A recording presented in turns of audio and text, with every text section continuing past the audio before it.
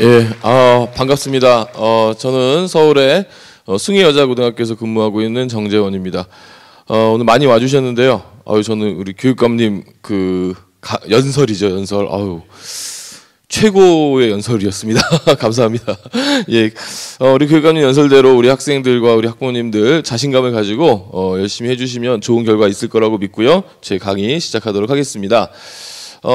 입시와 관련된 내용에서 먼저 그 일정을 봐야 됩니다. 이제 여기 고3들은 이제 전략을 세워야 될 그런 타이밍에 왔는데요. 무엇보다도 이제 얼마 안 있으면 수시와 수능과 수시 정시에 대한 일정들이 이제 구체적으로 나오게 됩니다. 특히 이제 9월 달이면은 수시 접수가 시작이 되는데요. 요 직전에 9월 모의고사를 보고, 그래서 6월 모의고사와 9월 모의고사 이런 추이들을 살펴보고 이 기간에 접수를 하게 되는데요. 공교롭게도 요 기간이 끝나면 명절이 다가옵니다. 그래서 많은 학생들이 이 기간 동안에 수시 원서 접수를 할 때 나중에 명절 때 만날 친척들을 염두에 두면서 쓰는 학생들이 가끔씩 있어요. 근데 그렇게 해서는 곤란하고 자신의 객관적인 어떤 성적이나 이런 것들을 잘 판단하셔야 될 것 같습니다. 이제 얼마 안 남은 이 시점에 맞아서 우리가 몇 가지 좀 점검을 하고 넘어가겠습니다. 먼저 대학교에 대한 분류를 좀 간단하게 할게요. 왜 이것을 하느냐면은 우리 수시 몇 번 쓴다고 돼 있죠? 수시는 6번, 정시는 3번 이렇게 이제 알고 있는데 사실은 수시 6번과 정시 3번보다 그 이상의 기회들이 있어요. 무슨 말이냐면 수시 6번을 쓸 수 있는 곳은 지금 보시면 여기 일반 대학이라고 되어 있죠. 일반 대학 그리고 이제 교육대학, 이 두 종류의 대학이 교육부에서 직접 관할하는 대학이에요. 이런 대학들은 교육부 지시를 따라야 되고 교육부 지시가 수시 6회, 정시 3회예요. 그러면 나머지 대학들, 산업대학이라든가 여기 이제 각종 학교, 사관학교 이런 대학들은 사관학교는 당연히 국방부 소속이겠죠. 그렇죠? 그리고 뭐 경찰대학은 행정부 쪽에 소속이겠고 한국예술종합대학은 문화관광부가 주관을 하겠죠. 그렇게 되기 때문에 이들 대학은 교육부의 지침을 따를 필요가 어떻겠습니까? 없는 거예요. 그래서 이 일반 대학하고 교육대학만 수시 6회, 정시 3회에 제한이 있는 거고 나머지 대학들은 꼭 그렇진 않습니다. 그리고 우리 수시에 합격하면은 정시에 쓸 수 있나요, 없나요? 없죠. 없다고 알고 있는데 그 역시 어디에만 해당됩니까? 일반 대학과 교육대학에 해당이 되고 하나 더 있어요. 전문대학. 여기도 역시 교육부가 주관하기 때문에 수시에 합격하면 정시에 쓸 수는 없습니다. 다만 전문대학의 경우에는 우리나라 전문대가 꼭 필요한 대학이잖아요. 그래서 전문대의 경우에 학생들이 마음껏 원서를 쓸 수 있도록 수시에서도 6회 제한이 없고 정시에서도 제한이 없습니다. 그래서 전문대 같은 경우는 한 대학당 수시 1차, 수시 2차에서 2번까지 쓸 수 있거든요. 한 대학교 안에서도. 그렇게 되면 전문대학은 최대 몇 번까지 쓸 수 있냐면 전국의 전문대학이 한 170개 돼요. 그래서 마음만 먹으면 340번까지도 쓸 수가 있는데 그것은 본인들의 판단에 따른 거겠죠. 그렇습니다. 그러면 이제 그런데 이제 또 하나 재밌는 건 사관학교에 육군사관학교에 수시에 써가지고 합격을 했어요. 공군사관학교에 합격을 했어요. 합격을 했는데 보니까 공군사관학교 같은 경우 수능을 안 보거든요. 합격을 했는데 그래도 수능 원서 접수 기왕 했으니 수능 한번 봐야겠다 하고 보러 갔는데 자기 인생 최고의 수능을 본 거예요. 서울대를 갈 정도의 수능 성적이 나왔어. 공사 이미 붙었는데 수시에 공사 붙었는데 정시에 서울대 쓸 수 있을까요, 없을까요? 있습니다. 이쪽은 있습니다. 이쪽에 해당되는 학교는 수시에 붙어도 정시에 쓸 수 있습니다. 다만 전문대학은 수시에 붙으면 똑같이 일반 대학하고 똑같이 정시에 쓸 수 없습니다. 이런 정도 차이점 알고 계시면 좋겠고요. 정리해 보면은 수시 6회 정시 3회 지원이 있다. 수시 합격하면 정시 불가능하다. 여기까지는 맞지만 지원 제한이 없는 대학이 있고 수시 합격해도 정시 지원이 가능한 대학들이 있다. 이렇게 이해해두고 넘어가면 되겠고요. 전형별 모집 인원이 있는데요. 전형별 모집 인원은 여기 보시다시피 2019학년도 이제 2020년도가 이제 막 나왔습니다. 그래서 지금 정리하고 있는데 2020년 거는 내년에 알려드리고요. 2019학년도 것을 보시면 수시와 정시 중에서 수시를 상당히 많이 뽑습니다. 전체 모집 인원의 76.2%를 수시가 뽑고요. 정시는 23.8%밖에 안 뽑아요. 이렇게 되다 보니까 학생들이 많이 수시에만 몰리고 있는데 정시를 그렇다고 무시할 수는 없습니다. 수시에 이렇게 모집을 70% 이상 한다고 하더라도 학생들이 수시를 6번을 쓰다 보니까 6군데에 다 붙는 학생이 있을 수 있죠. 그럼 그런 학생들은 어떻게 하죠? 대학을 6개를 다녀야 됩니까? 아니죠? 그럼 어떻게 해야 돼요? 한 군데만 찾아가야 되겠죠. 그러면 6개 대학 중에서 학생을 한 곳만 선발을 밖에 못한 거잖아요. 그럼 나머지 5개 대학은 학생을 열심히 뽑았지만 그 학생이 등록을 안 했어요. 그러면 수시로 뽑기로 한 인원이 지금 안 들어왔어요. 제로. 그럼 어떻게 해야 돼요? 그 인원을 정시에 뽑아야 되겠죠. 그래서 정시 2월 인원이라는 게 있습니다. 따라서 수시에서 정시로 2월이 되는 인원이 그거 적지가 않아요. 생각보다. 따라서 이제 수시 76, 정시 23.8 이렇게 얘기하지만 실제로 들어가 보면은 정시가 거의 40% 넘게 선발하고 있는 겁니다. 수시는 실제로 한 60% 정도 선발이 되고요. 그다음에 또 하나 수시 안에서도 보시면 학생부 교과와 학생부 종합 논술 이렇게 있는데요. 요즘에 가장 많은 이야기를 듣는 전형이 뭘까요? 학생부 종합 전형이죠. 그래서 학생부 종합을 찾아보니까 학생부 종합은 고작 24.3%밖에 안 뽑아요. 근데 도대체 그리고 이제 교과 전형을 훨씬 더 많이 뽑아요. 그런데 도대체 왜 많은 사람들이 학생부 종합 전형만 이야기하고 교과 전형에 대해서는 얘기하지 않느냐? 그거는 이제 다음 장면을 보시면 됩니다. 이것은 유형별로 대학의 유형별로 좀 해봤는데요. 지금 보시면은 총 모집 인원에서는 맞습니다. 지금 학생부 종합은 24%밖에 뽑지 않지만 11개 대학이 있어요. 11개 대학. 여기 11개 대학이 어딜까요? 11개 대학이 우리 고등학생이 되면 기본적으로 부르는 시조가 하나 있죠. 예, 그래서 서연고, 서성한이, 중경외신 이렇게 있잖아요. 그런 것처럼 해서 딱 세보시면 어디가 11개인지 아실 수 있습니다. 그 11개 대학이에요. 보시면 종합 전형이 거의 60%예요. 따라서 학생부 종합 전형은 많은 학생들과 학부모들이 주목하고 있는 대학 내에서 가장 많이 뽑는 전형이기 때문에 뉴스거리가 되는 거고, 반면에 교과 전형은 전국적으로는 많이 뽑고 있지만은 상위권 대학 안에서는 그렇게 많이 뽑지를 않고 있습니다. 오히려 이 11개 대학 안에서는 논술이 20%를 차지할 만큼 많이 선발을 하고 있죠. 그래서 서울에 있는 학생들이 좀 선호하는 주요 대학의 경우에 학생부 종합과 논술로 수시가 구성되어 있다 이렇게 얘기해도 틀린 이야기가 아니고요. 교과 전형은 대체로 지방권 대학에서 많이 선호하는 그런 전형입니다.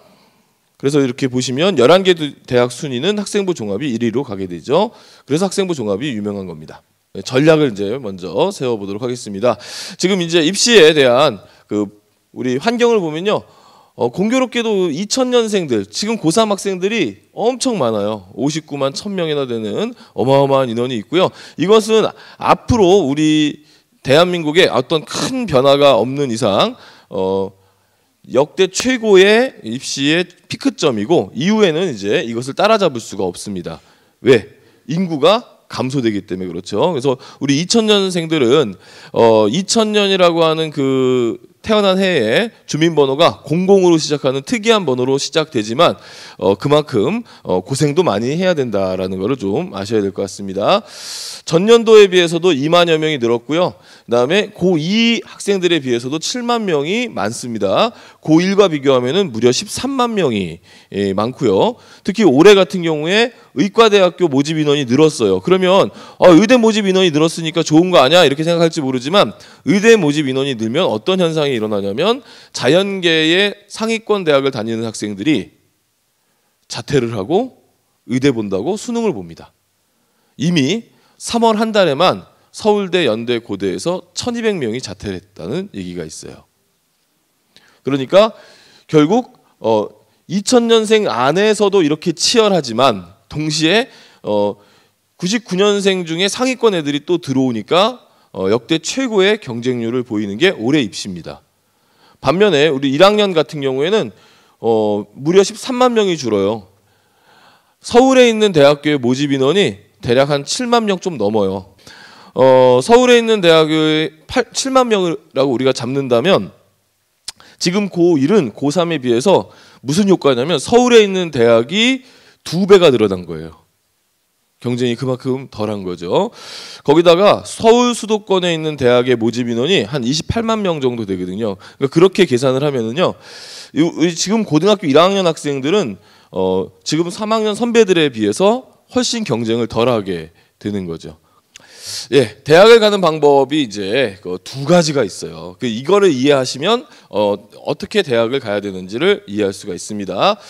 대학을 가는 방법은요, 현재의 결과물을 가지고 가는 방법이 있고요, 미래의 가치를 가지고 가는 방법이 있어요. 저는 이것을 현재 가치와 미래 가치라고 얘기를 하는데, 현재의 가치, 현재 이 학생이 어느 정도의 수준의 학생인가, 그것은 무엇으로 알 수 있냐면 그 학생이 본 수능 점수로 알 수가 있고, 그 학생의 내신 점수로 대략 그 학생의 위치를 알 수가 있어요.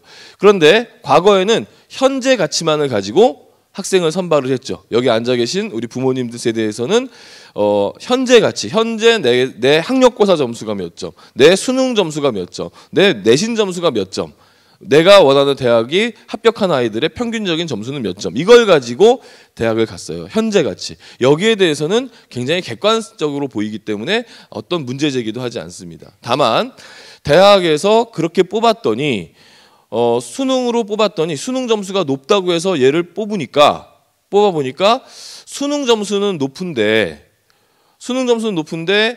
능력을 발휘하지 못하는 친구들이 생각보다 많은 거예요. 학원 도움으로 점수가 높은 친구들, 운이 좀 좋아서 점수가 높은 친구들도 있고, 따라서 이것만으로는 대학에서 원하는 인재를 구할 수 없다는 것을 알게 되고, 10여 년 전부터 그럼 학생이 가지고 있는 미래의 가치를 평가해서 선발하는 방식을 가자, 이렇게 된 것이 이제 바로 그 유명한 학생부 종합전형이 되는 거죠. 이것은 미래의 가치입니다. 미래의 가치. 그러니까 다시 말해, 얘는 앞으로 우리 대학에 오면 잘할 것이다, 잠재력이 있어 보인다, 잘할 것이다, 이것을 가지고 대학에서 선발을 하는 거예요. 그러다 보니까 무엇을 확인할 수밖에 없습니까? 그 학생이 고등학교 때 걸어온 전체적인 발자취, 그렇죠? 그게 어디에 담겨져 있어요? 생활기록부에 담겨져 있죠. 그걸 우리가 서류라고 합니다. 그래서 서류를 보고 이 학생의 미래 가치를, 더 중요한 개념, 예상하는 거예요. 예측하는 거. 대학이 예측을 하다 보니까 나중에 이제 선발했을 때 여긴 알죠. 왜 이 학생을 선발했어? 그 학생 점수가 높아서 선발했어. 얘기할 수 있죠. 왜 이 학생을 선발했어? 뭐라고 대답합니까? 대학에 와서 공부를 잘할 것 같아서. 근거가 어때요? 좀 애매모호하죠?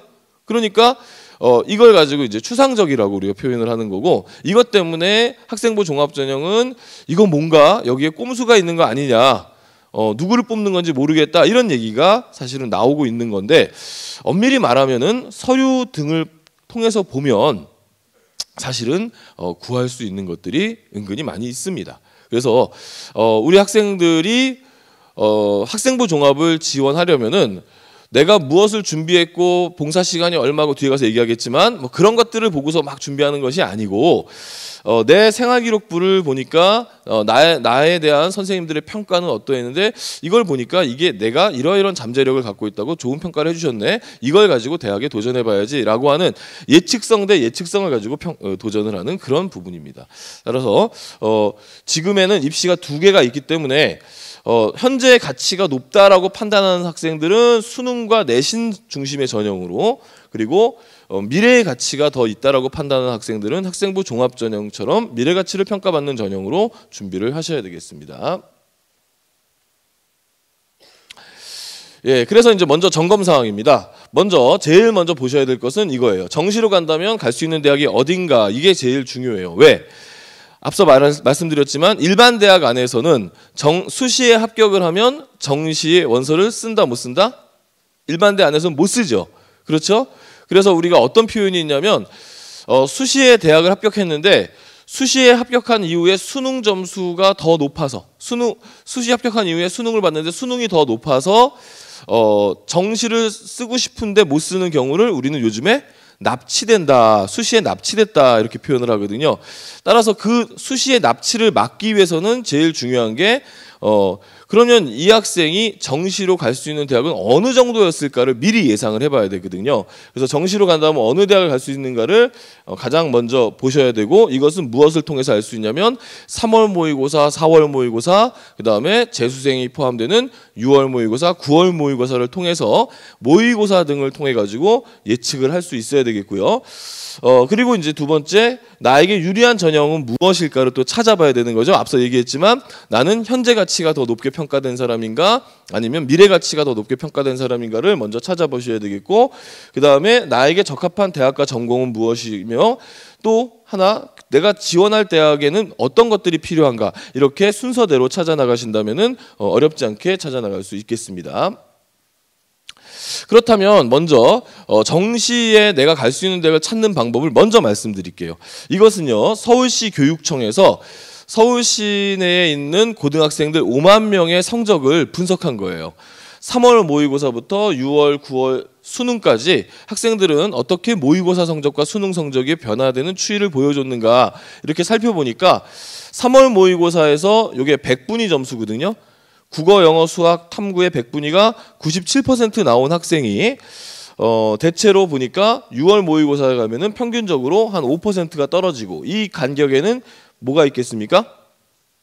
그렇죠. 재수생과 고득점 재수생과 그다음에 학생들의 스트레스로 인한 그 침체기가 겹치겠죠. 그러면서 9월 그리고 수능까지 3월 모의고사가 회복되지 않는 경우가 평균적이더라. 전부가 아니라 평균적으로 보면 그렇더라라는 결과가 나온 거예요.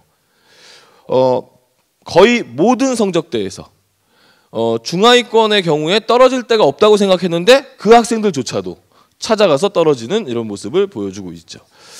따라서 자세히 보시면 여기서 이제 우리가 뭘 보셔야 되냐면 이런 거죠.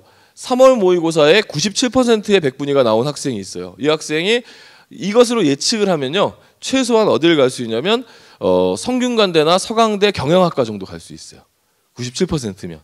그럼 3월 모의고사 보고 성적표를 보고 뿌듯해하겠죠. 아, 나는 최소한 서강대나 성균관대야, 이렇게 생각을 하고 수시 원서 접수할 때 만약에 이 친구가 3월 모의고사의 기억만 가지고 접수를 했을 경우 어떤 일이 벌어질 수 있느냐. 만일에 수시를 떨어지게 되면 정시에서는 그보다 낮은 대학을 갈 수밖에 없는 거죠. 네. 그래서 97%인 학생이 한 95% 수준의 수시에서 95% 수준의 대학을 지원을 하게 되면 나중에 이렇게 수능이 92%가 나오더라도 괜찮은데, 근데 97% 나올 것만 믿고 그 이상의 대학들만 쭉 원서를 써서 떨어지고 나면 나중에 최종 쓸 수 있는 대학하고 간극이 많이 벌어지기 때문에 학생들이 입시에 대한 만족을 못하게 되는 거고, 그러면 그것은 결국 재수나 삼수로 이어지는 그런 경향성을 보이는 거예요. 입시는 만족이 굉장히 중요하기 때문에.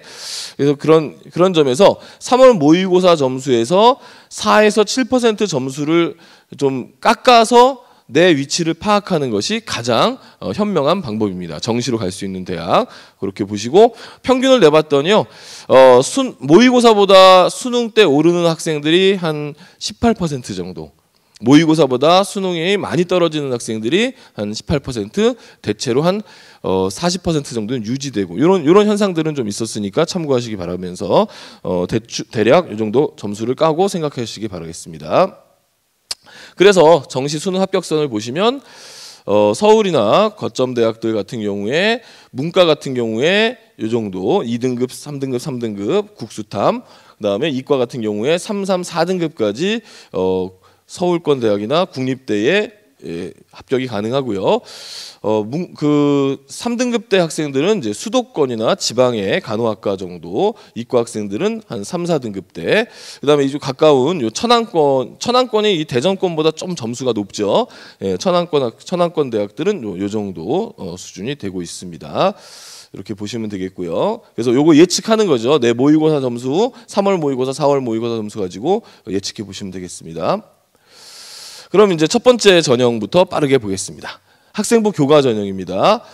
학생부 교과 전형은 바로 순수하게 내신 성적만 가지고 가는 전형이에요. 과거에는 뭐 수미양가도 나왔지만 지금은 등급으로 나온 지 꽤 됐죠. 등급만을 가지고 학생들을 평가하는 거예요. 그래서 이 학생부 교과 전형은 모집 인원이 상당히 많은 전형이고 내신 성적이 좋아야만 갈 수 있는 전형이기 때문에 내신 성적이 좋다고 생각하는 학생들이 지원을 하죠. 근데 대체로 많은 학생들이 내신이 나쁘지 않아도 나는 내신이 안 좋을 거야라고 생각을 많이 해요. 다른 학생들하고 비교했을 때. 그래서 경쟁률이 좀 낮고요. 중복 지원자가 많아요. 왜냐? 소수의 학생들이 내신 높다고 자부하는 소수의 학생들이 지원하기 때문에 중복 지원자가 많고 역시 중복 합격이 많고 그에 따라서 추가 합격이 많이 일어나게 되고요. 내신은 각 고등학교마다 내신 받기 좋은 학교가 있고 내신 받기 어려운 학교가 있죠. 그러다 보니까 대학에서도 내신만을 순수하게 믿지 못하기 때문에 수능 최저학력 기준을 적용을 해서 선발하는 경우가 많이 있습니다. 그래서 오히려 이 5번의 수능 최저학력 기준이라고 하는 부분이 굉장히 영향력을 크게 발휘하는 게 의외로 또 내신 전형, 이 교과 전형이에요. 그래서 수능 최저학력 기준을 학교에 따라 다른데 학교마다 통과할 수만 있다면 공격적으로 지원을 해보는 것도 괜찮습니다. 그러면은 어느 정도가 되면 괜찮은가? 보통 이제 내신으로 합격을 하려면은 이제 보시면요 이렇게 됩니다. 그 내신이 1에서 1.5등급, 학급에서는 한 3등 정도 이내에 드는 학생이죠. 그랬을 때 수능 없이 지원을 했을 때는 한양대학교 정도가 1.5등급 이하권에서 합격이 되고요.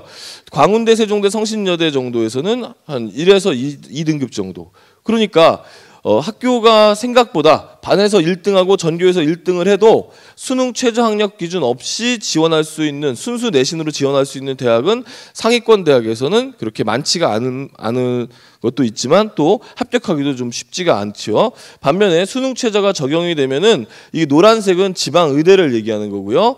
여기 이제 하얀색부터는 일반적인 대학들인데 한 내신 1.89등급의 수능 최저학력 기준 수능에서 한 2등급 3개 내지는 3개 영역 뭐 등급합 뭐 3, 6, 등급합 6, 7 이 정도 그 정도가 되면은 이렇게 서울의 상위권 대학에 합격이 가능하고요. 2등급 대학생들은 서울과 수도권의 중상위권 대학에 이렇게 합격하는 모습을 보여주고 있습니다. 그래서 학생부 교과 전형은 공격적으로 하라는 것은 뭐냐면 이들 대학들이잖아요. 요 대학들, 여기에 있는 대학들 학생들이 많이 선호하는 대학들인데 이 대학들은 수능 최저가 적용이 되다 보니까 이 정도 학생들이 많이 합격하긴 하지만 가끔씩 이들 대학에서는 3등급 대 학생들이 합격을 하기도 해요. 왜냐하면 경쟁률이 낮고 수능 최저 통과자가 적고 또 합격한 학생이 또 다른 학교로 빠져나가게 되면 추합으로 3등급 대 학생들이 또 이들 대학에 합격하기도 하고 4등급 대 학생들이 또 이들 대학에 합격하는 현상들이 벌어져요. 수능 최저 때문에. 그래서 공격적으로 지원하라는 말이 바로 이쪽에서 얘기하는 거예요. 그럼 수능 최저는 다시 한번 정리드리면 제가 여긴 안 나왔지만 아마 자료집에 나와 있을 거예요. 수능 최저는 서울에 있는 대학들 중에서 좀 주요 대학들, 중앙대, 경희대 뭐 이런 주요 대학급에 해당되는 대학들은 보통 2등급 2개에서 2등급 3개 정도의 것을 요구하고요. 그다음에 서울에서 뭐 여대라든가 단국대, 가천대처럼 수도권에 좀 중요한 대학들은 3등급 2개 정도 수준의 수능 최저학력 기준을 요구하고 있습니다. 그런 것들을 참고하시기 바라겠습니다. 그다음에 이제 적성 전형이라는 게 있어요. 교과 전형 중에서 적성 전형도 이제 많은 학생들이 준비하고 선호하는 전형 중에 하나인데요. 적성 전형은 교과 전형이에요. 교과가 60%가 들어가고 적성이 40%밖에 안 들어가는 그런 전형이에요. 따라서 적성 전형의 무대뽀로 나는 내신도 안 좋고 수능도 잘 안 나오고 논술도 못하겠고 학종도 못하겠다라고 생각하고 있는데 적성고사라는 시험만 따로 보면 붙여주는 대학이 있다는 거예요. 그래서 기뻐서 이들 대학을 찾아보고 쓰는 학생들이 있는데 여기도 교과 성적이 60%가 반영되기 때문에 한 번쯤은 따져보고 지원을 하셔야 됩니다. 그러면 무슨 말이냐? 가천대학의 경우를 한번 봅시다. 적성대학 중에서 가장 학생들이 선호하는 대학이 가천대학인데요. 가천대학의 경우에 한 문제가 틀리면 3점, 마이너스 3점이에요. 한 문제 틀리면 배점이 3점씩이기 때문에. 그런데 내신, 교과 전형이니까 내신이 들어가죠. 내신 3등급 학생과 4등급 학생의 점수 차가 3점이 나요. 이 대학 기준으로. 4등급과 5등급 학생의 점수 차가 또 3점이고, 따라서 3등급과 5등급 학생의 점수 차는 몇 점이겠어요? 6점이 나는 거죠. 6점. 그러면 5등급 학생이 3등급 학생을 따라잡으려면 3등급 학생보다 적성 문제 몇 문제를 더 맞추면 돼요? 2문제 더 맞추면 되는 거죠. 3문제 더 맞추면 완전히 따라잡는 거고, 2문제 맞추면 동점까지 가는 거죠. 그렇죠? 그러니까 5등급 내신을 갖고 있는 학생이 적성 시험 자체에 자신이 있으면 도전할 수 있는 거죠. 3등급을 따라잡을 수 있으니까. 그리고 가천대의 경우에 2등급, 1등급 학생들이 지원하진 않아요. 적성을. 교과 전형으로 붙을 수 있으니까 적성은 3등급 대 학생이 제일 높은데, 그러니까 5등급 학생이 3등급 따라잡으려면 적성을 좀 잘 보면 되는데, 여기 보시면 6등급하고 3등급 차이가 얼마나 될까요? 24점이 나죠. 이렇게 되면 6등급 학생이 웬만큼 적성을 잘 보지 않는 이상 3등급 학생을 따라잡을 수가 없는 거고, 3등급 학생은 또 가만히 있겠습니까? 걔도 따라잡히지 않으려고 잘 보겠죠. 그러니까 6등급은 어려운 거예요. 그러면 가천대를 내신 6등급인 학생이 가천대 적성을 보게 되면 합격할 확률보다 불합격할 확률이 더 높죠. 이렇게 되면 무모한 지원이 되는 거죠. 아깝잖아요. 수시 6개밖에 못 쓰는데 하나 날리는 거잖아요. 그럼 6등급 학생은 구제할 데가 없느냐? 구제할 데가 있네요. 안양에 있는 성결대학이라는 대학을 보니까 여기는 0.9점 차이기 때문에 등급 문제는 0.9밖에 점수가 안 깎이기 때문에 0.9 문항 정도밖에 차이가 안 나기 때문에 6등급을 받는다 하더라도 충분히 3등급 대 학생을 따라잡을 수 있고, 또 성결대를 지원하는 학생들 3등급 학생이 별로 없어요. 여기는 4, 5등급 대 학생이 많으니까 6등급 학생이 4, 5등급 학생을 따라잡고 합격할 수가 있는 거예요. 이렇게 적성 시험 하나를 보더라도 따져 본다면 훨씬 더 합격률을 높일 수 있는 지원을 할 수가 있다는 겁니다. 다른 대학도 마찬가지인데, 홍대 세종 캠퍼스는 뭐 거의 등급을 따라잡을 수 없는 이런 점수차를 줘서 불가능하게끔 만들어 놓기도 했습니다. 예. 뭐 이거는 이제 문제 출제 영역인데요. 적성고사는 EBS 문제집 많이 풀어보면 된다는 얘기고, 적성에서 잘 보면 되게 복잡하죠. 엄청 복잡한데 자세히 보면은 딱 하나 비밀이 숨겨져 있어요. 뭐가 있느냐? 적성고사를 보는 대학은 국영수 과목들을 주로 보는데, 수학은 모든 대학이 다 보고, 고려대학교 세종 캠퍼스 인문만 빼고 모든 대학이 다 수학은 보고, 영어는 안 보는 대학도 제법 있더라. 그래서 적성은 국영수 중에 무엇을 잘하는 학생이 유리하다? 수학을 그나마 좀 잘하는 학생이 유리하다. 적성은 모의고사에서 평소 수학 모의고사 성적이 한 3등급 대 나오는 학생들, 그런 학생들이 결과가 굉장히 좋습니다. 다른 건 잘 못해도 적성 모의고사 수학은 한 3등급 나오는 그런 친구들 지원하면 굉장히 도움이 많이 돼요. 적성은 이제 여기까지 보시고요. 예. 그다음에 교과 성적 얼마나 올려야 되나, 이제 2학년까지 마친 학생들, 이제 남은 학기, 이제 한 학기도 아니고 이제 기말고사 남았거든요. 예, 참고하시고 그냥 혹시 찍으실 분들 찍으시고, 예, 보시고 이거는 넘어가도록 하겠습니다. 예, 그러니까 남은 학기에 올 1등급 받으면 2.5등급 학생이 2.2등급까지 올라간다는 얘기고요. 2학년 때까지 5등급 받은 학생이 기말고사 때 올 1등급 받으면, 거의 말도 안 되는 얘기지만 어쨌든 올 1등급 받으면 4.2등급까지 올라간다는 얘기죠. 예. 하지만 5등급 학생이 3등급 받을 수 있지 않을까요? 그렇게 되면 4.6등급까지 올라가면 이것도 의미가 있어집니다. 예. 넘어갈게요. 1학년들 있을 것 같아서 지금 이제 2학년 학생들, 1학년 때 망했다고 안타까워하지 마시고 남은 학기 올리시면은 이렇게 또 충분히 올라갈 수 있다는 거. 혹시 2학년 학생들이 있으면 요거 찍어서 출력을 해서 책상에 붙여놓고 목표를 정하시기 바라겠습니다. 학생부 종합전형을 좀 빠르게 보겠습니다. 학생부 종합전형은 이제 정성 평가를 한다고 하는 건데, 요거는 이제 학생부 종합전형, 교과전형을 비교했을 때 다양하게 본다. 특히 많은 학생들이 놓치고 있는 게 뭐냐면 반영 교과인데요. 학생부 교과전형에서는 문과는 대체로 국어, 수학, 영어, 사회와 관련된 교과를, 이과에서는 국어, 영어, 수학, 과학과 관련된 교과를 내신으로 반영하지만 학생부 종합전형에서는 전 과목, 전 교과의 추이를 모두 살펴보게 되는 겁니다. 그래서 이제 학생부 종합인 거고, 그 다음에 반영 항목 역시 다양하게 반영을 하기 때문에 학생부 종합인 거죠. 그럼 왜 이제 학생부 종합인가를 먼저 살펴보시면 A 학생하고 B 학생이 있는데요. A 학생은 지금 모든 그 학기에 지금 다 모두 올 1등급이고 B 학생은 2등급도 있어요. 그럼 여러분들이 보시기에 A 학생과 B 학생 중에 누가 더 공부 잘하는 학생이에요? A 학생이 더 공부를 잘하는 학생인 것으로 보이시죠? 그래서 교과 전형에서는 A 학생을 무조건 뽑아요. 이게 이제 현재 가치가 그렇다는 거죠. 그런데 다음 장면을 보시면요. 이 두 학생의 원점수 100점 만점에 몇 점을 받았는가를 봤어요. 그랬더니 A 학생은 89점으로 1등급이었던 거예요. 88점으로 1등급. 그러니까 굉장히 운이 좀 좋았죠. 그렇죠? 그런데 반면에 B 학생은 2등급이 있긴 하지만 정말 아까운 2등급. 그 다음에 1등급은 확실한 1등급.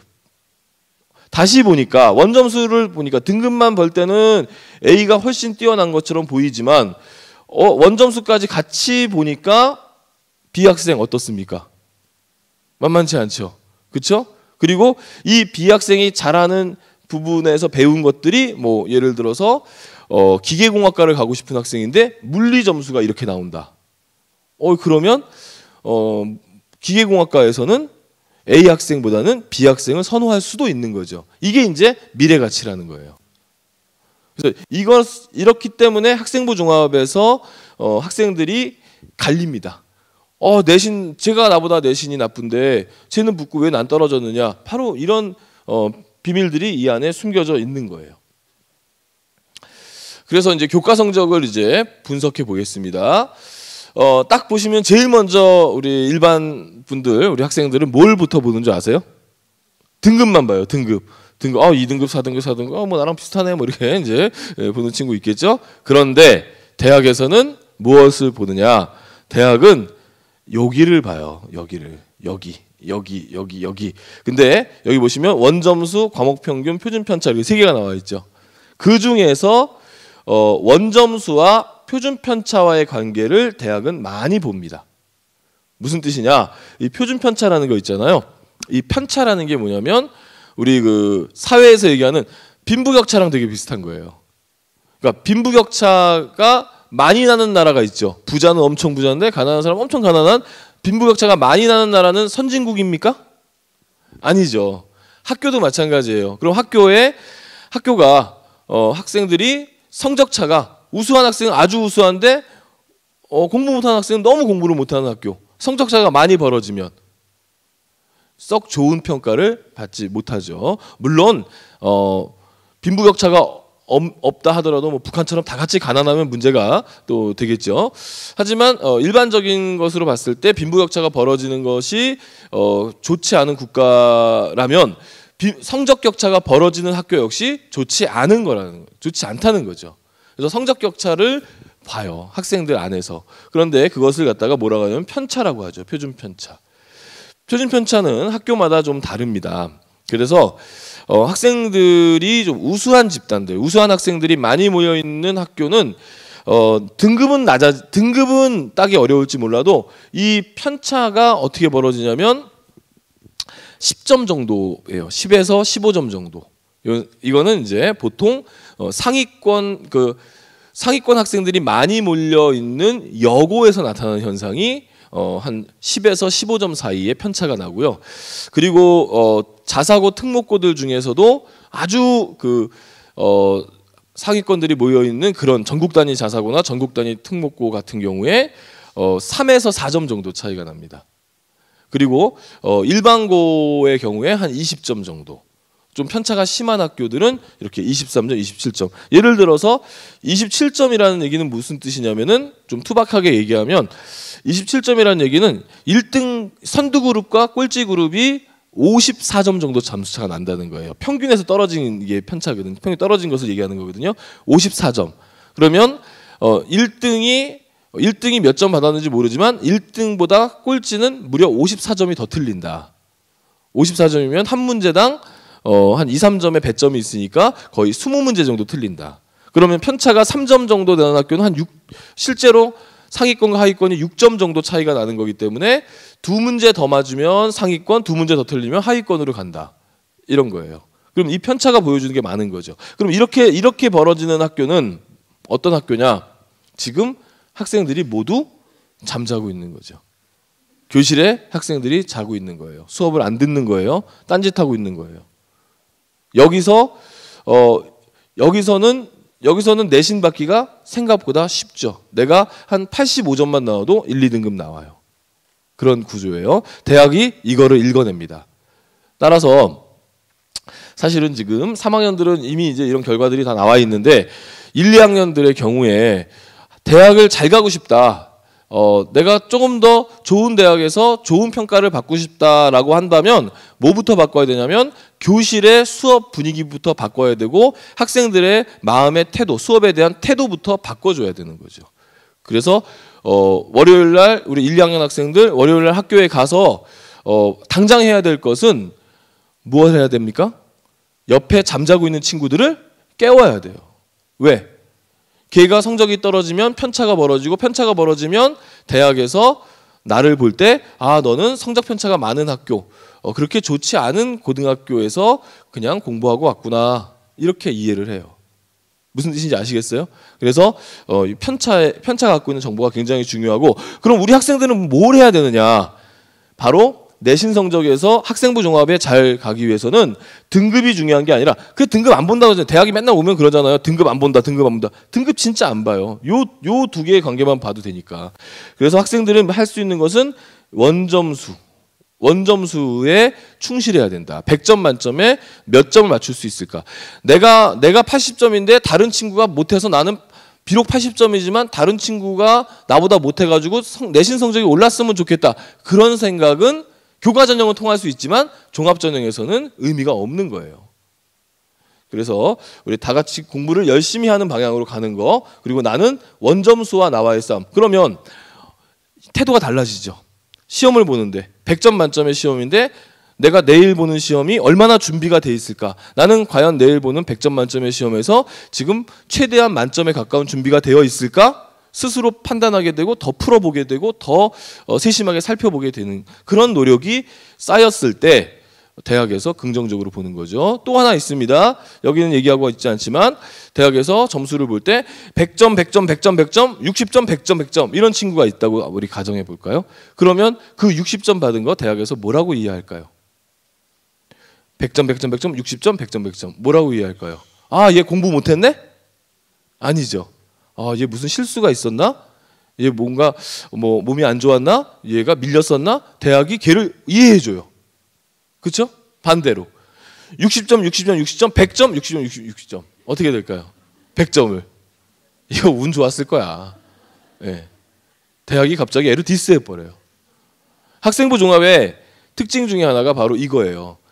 한 개, 두 개만 가지고 평가를 하는 것이 아니기 때문에 학생들의 평가가 굉장히 정교하게 이루어지는 거예요. 의외로 외부에서는 깜깜이다 얘기를 하더라도 정교해질 수 있는 평가가 되는 게 그런 거예요. 따라서 그럼 우리 학생들이 할 수 있는 노력은 뭐냐?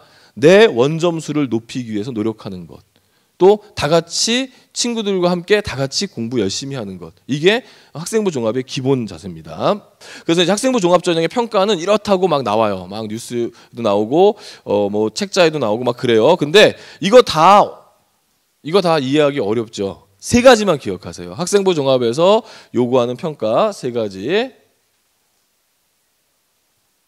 지성과 적성과 인성의 부분 요 세 가지만 이해하시기 바랍니다. 지성, 적성, 인성 세 가지예요. 예. 그러면 뭐냐? 여기 나오는 학업 역량, 전공 적합성, 발전 가능성, 인성 이 모든 것이 이 세 가지로 되는 건데 이렇게 얘기하면 또 헷갈리니까 또 하나 말씀드릴게요. 서울대학교 홈페이지에 가면은 학생부 종합전형에 대한 질의응답이 이런 게 있어요. 그래서 뭐 학생회장 해야 되느냐, 아마 이런 거 궁금하신 분들 많을 거예요.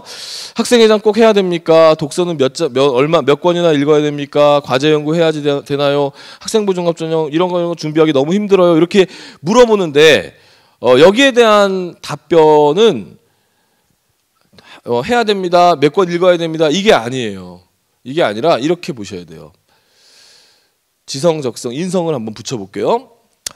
학급회장이나 총학생회장을 역임할 경우 대학 진학 시 유리할까요? 여기에 대한 답변입니다.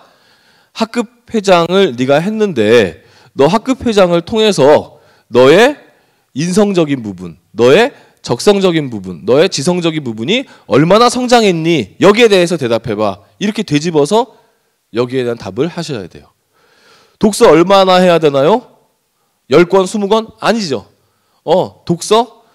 독서를 네가 몇 권 정도를 해야 네 적성, 지성, 인성에 도움이 되겠고, 네가 읽은 독서를 통해서 너는 너의 지성, 적성, 인성에 어떤 도움을 받았니? 어떤 성장을 이뤘니? 이렇게 되묻는 걸로 한번 질문에 대한 대답을 스스로 한번 해보세요. 어떤 내용을 대학에다가 내가 보여줘야 될지가 답이 나옵니다. 마찬가지죠. 과제 연구 마찬가지. 네. 이런 거 많아요. 대학 전공과 연관성 높은 동아리 활동을 안 했는데 어떻게 하느냐, 이런 질문도 많이 있는데 이것도 다시 한번 해석을 해드릴게요. 잘 들어보시면 재밌습니다. 어떤 학생이 저한테 실제로 이제 상담을 해온 사례예요. 자기는 교대를 가고 싶은데 어찌 하다 보니까 교육 관련 동아리나 봉사활동을 못했대요. 그리고 방송반 활동을 했대요. 자기는 이래서 교대에서 자기를 안 좋아하면 어떡하죠? 라고 상담이 들어왔어요. 이런 걱정하시는 분들이 있을 거예요. 분명히 이 안에서도. 근데 생각을 해보세요. 교육 관련 동아리가 있을 수도 있고 해도 좋아요. 그 다음에 뭐 봉사도 하면 좋죠. 근데 방송반을 하면은 교대에서 싫어할까요? 한번 우리 이런 그림을 그려보는 거죠. 방송반을 하게 되면 아나운서나 DJ 같은 거 하잖아요. 그러면 방송반 애들 막 발음 교정도 해요. 자기들끼리. 그러면 방송반을 하면 발음이 좋아지겠죠. 그렇죠? 방송반 동아리 활동을 통해서 정확한 발음을 발성을 하게 되고 그 학생이 나중에 교대를 나와서 초등학교 교사가 돼서 어린 학생들 앞에 정확한 발음과 발성으로 발음해 준다면, 수업을 해준다면 초등학생들에게 큰 도움이 되겠죠. 방송반 활동이 도움이 안 됐나요? 교육대학 가는데 도움이 되는 거예요.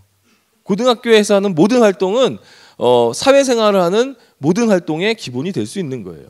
그래서 억지로 끼워 맞추려고 하지 마시고, 이런 식으로 이렇게 뭐 연관성 있는 학과랑 동아리를 연결하려고 하지 마시고, 이 동아리가 내가 어떤 직업이나 전공을 할 때 필요한 어떤 적성을 키워줬는지 이런 부분들을 연결해보고 생각해보는, 이렇게 이해해본다면 학생부 종합전형을 이해하기가 쉬우실 거예요. 학생부 종합전형은 두 가지 형태가 있습니다. 1단계 서류 평가하고 2단계 면접하는 형태가 있고요. 그냥 서류만 평가하는 형태가 있는데, 면접하는 형태에서는 면접의 점수가 상당히 많이 들어가니까 주의하셔야 된다는 점이고요. 이렇게 학교에서 추천하는 전형들이 있습니다. 그래서 이런 추천 전형을 모르고 있으면 그냥 넘어가는 경우도 있어요. 이런 전형들이 왜냐면은 서울대나 고려대나 뭐 이화여대나 요 정도 급에서는 많은 학생들이 학생부 학교 추천이 있다는 것도 알고 있고, 또 내 수준이 추천되겠다 안 되겠다는 거 판단을 하는데요. 뭐 경희대나 가톨릭대나 가톨릭대 의대니까 그렇고 동국대 정도만 가더라도, 그밖에 이제 올해 빠졌는데 인하대 정도만 가더라도 추천 전형을 꼭 받아야 되나? 추천 전형 받는다고 꼭 도움이 되는가? 이렇게 이제 고민하는 학생들이 많아서 의외로 추천자가 밑으로 더 내려오는 경우도 있어요. 그러니까 이런 전형들을 잘 아시고 학교와 상의를 많이 하시기 바라겠습니다. 그 다음에 학생부 종합전형의 면접 중요하다고 그랬죠. 그래서 제가 시뮬레이션을 해봤어요. 면접이 얼마나 중요한가. 지금 보니까 여기 서류 점수가 390점인 학생과 서류 점수가 380점인 학생이 있는데요. 분명히 A 학생이 지금 서류 점수는 높은데 면접은 B 학생이 약간 잘 봤어요. 그럼 별거 아니겠지라고 생각하지만, 이 서류와 면접을 합산해가지고 50대 50의 비율로 합산해서 환산점을 만들어 보잖아요. 보통 이렇게 나와요, 실제로. 그렇게 되면 50대 50으로 환산했을 때는 지금 91.25가 됐죠. 면접 잘 본 친구, 서류가 약하고 면접 잘 본 친구 50대 50으로 환산하니까 92.25가 됐어요. 그러면 이렇게 되는 거죠. 50대 50일 경우에 A 학생이 서류가 좋음에도 불구하고 면접에서 약간 감점이 된 것이 B 학생에 의해서 밀려버렸죠. B가 더 점수가 높게 나왔어요. 총점에서. 60대 40일에도 B가 이겨요. 70대 30이 되면 이제 그제서야 A가 근소하게 이겨요. 80대 20이면 서류가 더 중요해요. 그러니까 면접의 비율에 따라서도 면접을 얼마나 잘 받느냐가 합부를 좌우할 수 있으니까 면접에 대한 대비도 매우 중요하다. EBS 강의에 가면은 면접 대비 강의도 있으니까 꼭 한번 들어보셨으면 좋겠어요. 특히 남학생들, 남학생들은 면접을 너무 못해가지고 참 탈이고, 여학생들은 면접을 너무 잘해서 탈이에요. 그래서 여학생들은 면접을 하면은 거짓말도 진짜처럼 면접을 하고요. 남학생들은 진짜 반대로 진짜를 거짓말처럼 이제 면접을 하는 경우가 있습니다. 준비를 잘 하시기 바라고요. 그다음에 이제 자기소개서 얘기를 또 빨리 할게요.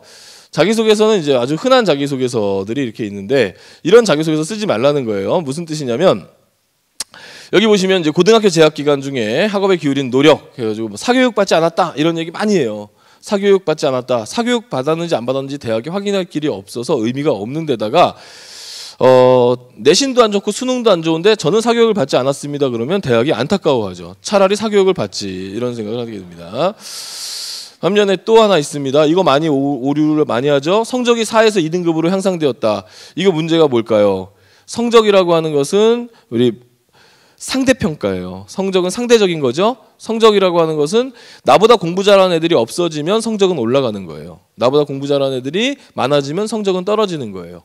문과에서 1학년 때 공통과정에서 2학년 때 그 수학과학이 우수한 이과로 우수한 학생들이 많이 몰려있는 이과로 가면은 자연스럽게 내신 성적은 떨어지는 거예요. 그렇다고 해서 그 학생이 실력이 떨어졌다고 보기는 어려운 거고요. 반면에 그 반대로 공통과정에서 보다 문과로 가게 되면은 내신이 오르는 경우가 더 많아요. 1등급, 1.5등급 올라가는데 그럼 그거 역시 성적은 올라갔지만 실력이 올라갔다고 볼 수는 없는 거예요. 구성원에 따라서 달라지는 거니까. 따라서 학업에 기울인 노력에서 4등급, 2등급 이런 성적 향상의 이야기는 큰 의미가 없고요. 또 이런 손발이 오그라드는 이런 느낀 점은 별로 좋지 않습니다. 그다음에 아까 요 노력들 얘기 잠깐 해보면, 고교재학 기간 중 의미 있는 활동인데요. 의미에 좀 초점을 둬야 되는데 대체로 활동에만 초점을 두는 경우가 많아요. 의미가 왜 중요한지 뒤에 가서 살펴보겠고요. 그다음 나눔 배려 요거 하라고 그러면은 우리 남학생들은 맨날 축구한 얘기하죠. 협력 해가지고 축구에서 우승한 이야기 뭐 이런 얘기하는데 별로 의미 없고, 여학생들은 조별 과제하다 싸운 얘기가 대체로 주를 이루고 있습니다. 그래서 이제 학습, 의미, 인간관계 세 가지로 이제 해석해주면 좋거든요. 특히 세 번째 것을 인간관계로 해석해주면 굉장히 좋은 자기소개서가 나올 수가 있어요. 그러면 이제 그 사례를 하나 빨리 볼게요. 사례를 보면요, 지금 그 건축학과에 합격한 학생의 사례인데요. 실제 제가 가르친 학생이고 그 학생한테 네 자소서를 이렇게 활용하겠다고 제가 허락을 받은 그런 겁니다. 이 학생은 자기소개서 2번을 먼저 썼어요. 2번의 내용이 의미 있는 활동인데요. 의미 있는 활동을 어떻게 썼냐면요. 1학년 가정 시간에 뭐 활동이라고 하면 대체로 동아리 활동이나 상 받은 이야기를 많이 쓰는데, 얘는 가정 시간, 수업 시간 얘기를 썼어요. 설계도면 작성하는 수행평가, 숙제네요. 그렇죠? 가정 시간에 숙제를 갖다가 하면서 그 숙제가 도면을 갖다가 그리는 숙제인데, 이 숙제를 하면서 자기는 편안한 집을 만들 수 있는 것에 대해서 고민을 하면서 건축가로서의 인생의 방향을 설정했다는 거예요. 그러니까 이 학생은 의미라는 단어를 어디다 부여했냐면, 자기가 하고 싶은 전공을 발견한 그날, 그것을 의미로 둔 거죠. 그러니까 그게 수업 시간도 될 수가 있는 거죠. 수업도 학교의 활동이니까. 그리고 여기에 이제 1번으로 가가지고 뭐라고 하느냐면 건축 얘기를 쭉 하면서 건축을 하겠다고 마음을 먹다 보니까 건축에 물리가 필요하다는 걸 알고 물리를 바라보니까 물리가 흥미있는 과목으로 바뀌었더라. 그래서 학습에서는 물리를 썼어요.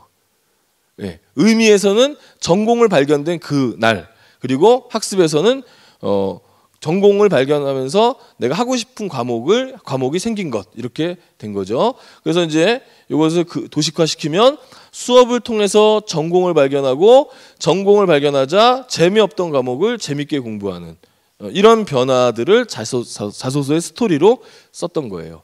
이것은 상당히 좀 매력이 있다고 생각을 해서 제가 우리 학교 학생들한테 이런 자소서를 좀 쓰게끔 하는데 성과가 나쁘지 않았고요.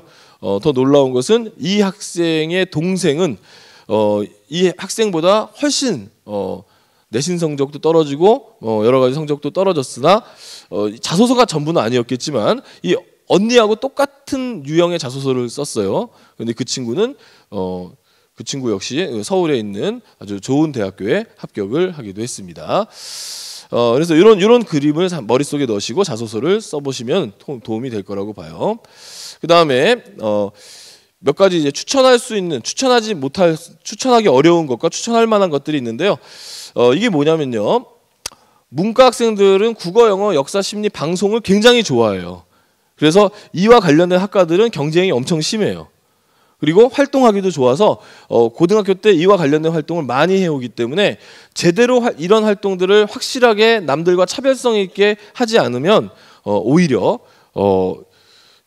묻혀버리는 거죠, 경쟁자들에게. 반면 또 이과 학생들 역시 마찬가지죠. 화학하고 생물 활동들을 많이 하고 화학하고 생물에 해당하는 학과들에 지원을 많이 하게 돼요. 이렇게 되면 경쟁률이 높아서 자기가 웬만큼 실력을 보여주지 않는 이상 합격하기가 어려워집니다. 반면에 이제 추천 활동인데요.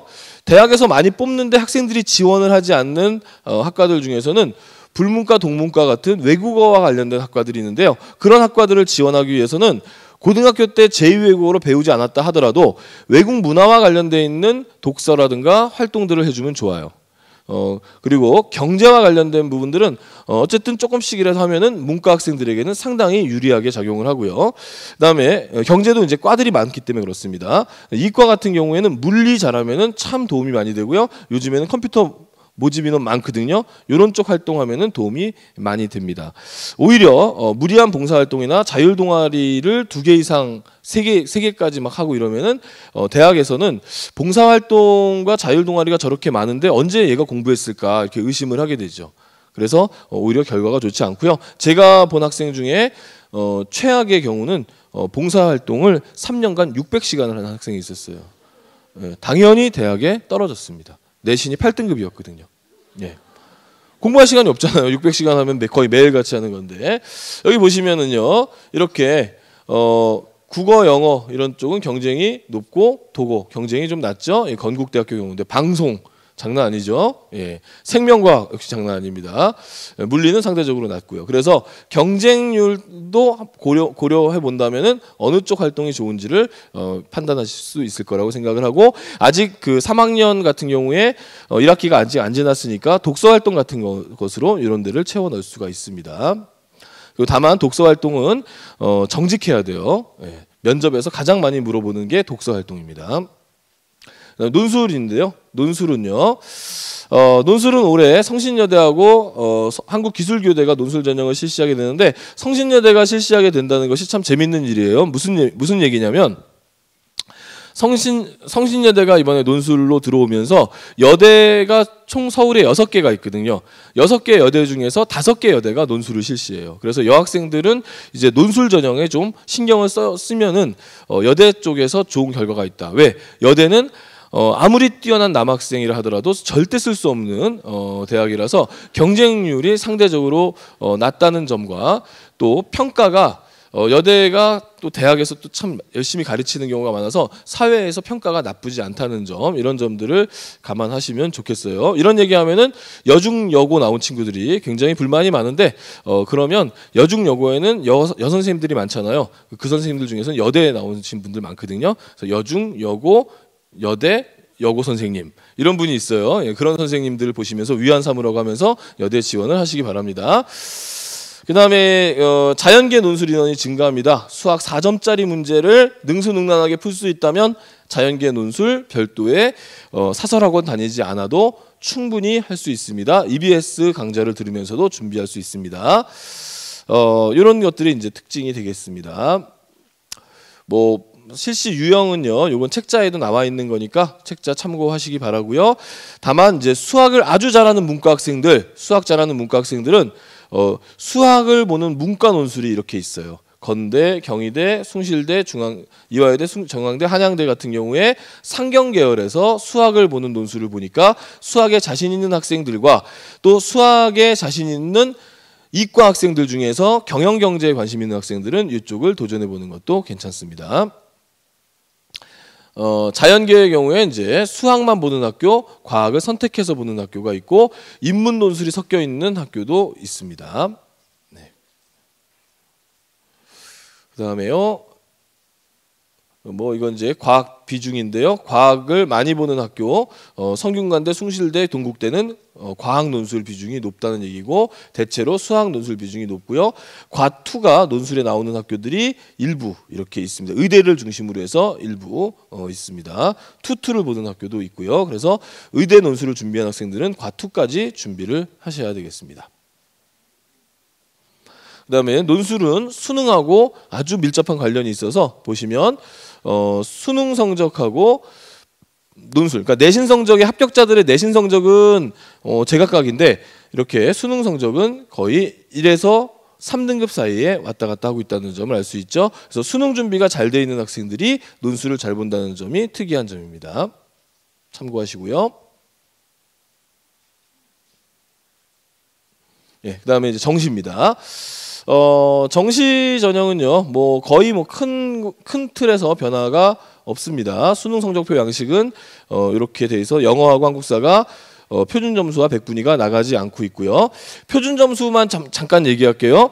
표준 점수라고 하는 것은 학생들을 선발을 할 때 평균에서 얼마나 잘했는가, 평균에서 얼마나 못했는가를 평가해서 선발을 합니다. 왜냐하면 국어하고 수학하고 영어의 난이도가 다르기 때문에 이런 각 과목별로 난이도가 다르니까 평균점에서 얼마나 잘했냐 못했냐의 점수를 가지고 선발을 하는데요. 이게 이제 표준 점수입니다. 그래서 내가 70점을 받았는데 내가 본 과목이 평균이 70점이다. 그러면 기본 점수가 나와요. 그 기본 점수가 몇 점이냐면 국어 수학은 100점이 기본 점수예요. 내가 국어 70점 받았는데 국어 전국 평균이 100점이면 나는 100점 국어 전국 평균이 70점이면 나는 100점의 기본 점수를 받고요. 내가 90점을 받았는데 전국 평균이 70점이면 나는 100 플러스 알파점을 받고 내가 50점이고 전국 평균이 70점이면 100 마이너스 알파 점수를 받아요.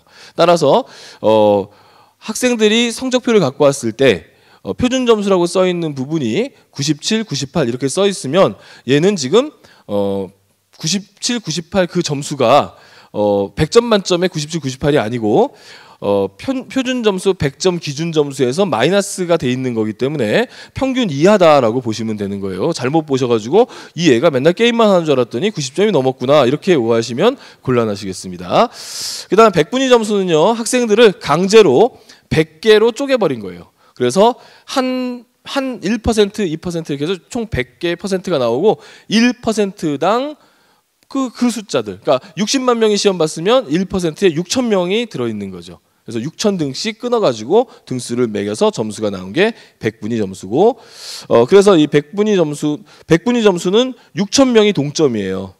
그리고 표준 점수는 평균에서 떨어진 거기 때문에 동점이 거의 없어요. 그래서 상위권 대학들은 이쪽으로 평가를 많이 하고 요 합산으로 평가를 많이 하고요.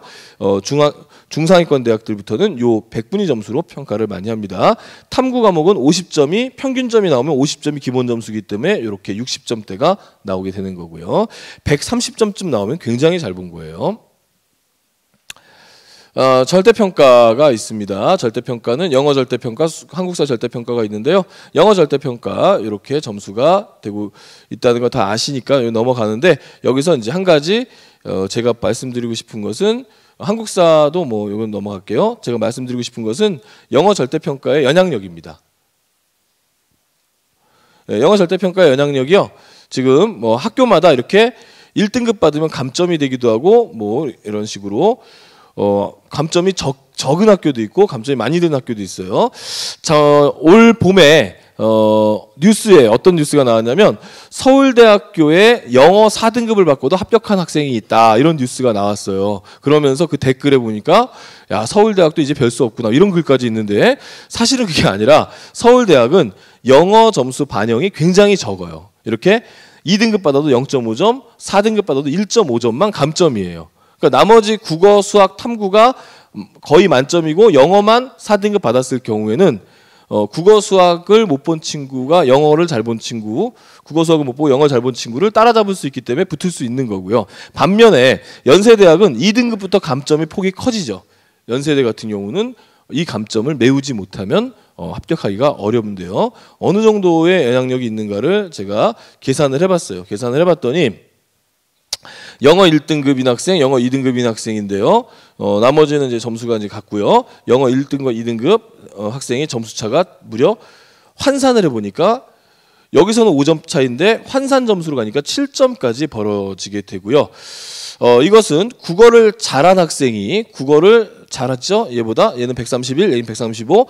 국어를 잘한 학생이 영어를 못했을 때 환산 점수를 해보니까 영어 1등급을 따라잡지 못하는 거예요. 근소한 차로 영어 1등급을 따라잡지 못해서 영어 절대평가에서 100점 만점은 필요 없지만 1등급은 꼭 필요한 점수가 되겠구나, 이런 부분이 있어서 우리 학생들이 영어 정말 끝까지 열심히 해줘야 되는 과목이라는 점을 느낄 수 있었습니다. 그 다음에 이제 또 제가 늘 또 얘기하는 게 예체능 학생들, 예체능 입시 설명하는 경우 별로 없는데 예체능 학생들에게 당부하는 거예요. 수능하고 실기로 이제 정시에서 많이 반영하는데요. 많은 예체능을 준비하는 학생들이 뭘 얘기 많이 하냐면 실기 잘하면 되지 않아요, 이렇게 얘기를 많이 하는데 그렇지 않습니다. 역시 따져보면 알 수 있어요. A는 수능을 잘 봤고요, B는 실기를 잘했어요. 환산 점수 해보니까 실기 만점이 수능 잘 본 애를 못 따라가요. 뭐 수능 60이니까 그렇죠. 그래서 수능은 40%만 넣습니다. 역시 못 따라가요.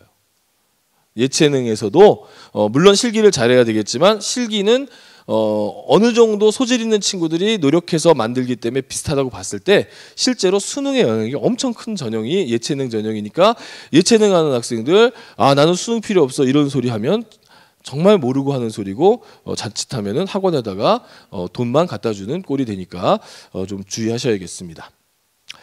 전문대 같은 경우는 이렇게 전문대에서는 4개 영역을 모두 반영하지 않고 2개나 3개만 반영하는 학교들이 많이 있어요. 그래서 서울에 있는 전문대 또는 경기도에 있는 전문대에 간호학과 정도를 가고자 한다면은 서울은 3개 영역 반영이 많고요. 경기도는 2개 영역 반영이 많으니까 3개 영역에서 한 2등급, 2등급, 3등급 아니면 2개 영역 2등급 정도, 요 정도가 나오면은 전문대 간호학과를 갈 수가 있고요. 서울권의 야간 전문대 뭐 큰 의미는 없겠지만 어쨌든 얘기해 드리면 한 5등급까지는 가고요. 경기권은 이제 비인기학과는 6등급도 갑니다. 그래서 충청권은 이거보다 더 낮게도 가기 때문에 더 이상 언급은 하지 않겠습니다. 네. 마무리를 좀 드리겠습니다. 이것만 좀 기억해 봤으면 좋겠습니다. 일단 경쟁자 친구들은 이제 경쟁자가 아니에요. 아까 얘기했죠. 같이 공부할 수 있고 그래야 학습 분위기가 좋아지고 그래야만 나에 대한 평가도 높아져 가는 겁니다. 대한민국이 잘 살아야 한국인이 외국 나가서 좋은 평가를 받는 것처럼 우리 학교 학생들이 전체가 공부를 잘해야 대학에서도 나를 좋은 학생으로 보게 되는 거예요. 그 다음에 성적에 집착하지 말고 실력 향상을 위해서 노력을 해야 되는 거. 성적에 지나치게 집착하는 거. 성적은 얘기했죠. 상대적인 평가이기 때문에 대학이 그렇게 중요하게 보지도 않습니다. 정답만 찾는 요령 암기보다는 개념 전체를 암기하는 건데 요거는 뒤에 우리 변춘수 선생님께서 또 학습법 설명하시니까 넘어가겠고요. 맹신하거나 자의적 판단으로 입시를 보지 마시고요. 합리적으로 생각해 보시면 좀 따져볼 거 따져보고 아까 제가 적성 전형 따져보고 뭐 그 예체능 전형 따져본 것처럼 따져보면은 좀 더 합리적인 정답이 나오게 됩니다. 화려한 나열보다는 사고력이 어떻게 성장했는가도 중요한 요소가 되고요. 제가 제일 중요하게 여기는 거 대학이 전부가 아닙니다. 여러분 학생들이 갖고 있는 꿈이 정말 중요하고 대학은 꿈을 이루는데 하나의 그냥 과정이 될 뿐이에요. 제가 대학 입시 강의를 많이 하고 있지만은 제일 좋은 것은 자기 꿈을 이루기 위해서 대학을 중간에 절차로서 대학을 가는 친구들이 제일 행복해 보이는 것 같아요. 많은 학생 여기 지금 계신 분들은 이제 부모님들이 많으신데요. 지금으로부터 10년 전 한번 생각해 보세요. 우리 아이들이 7살, 8살 때가 되겠죠.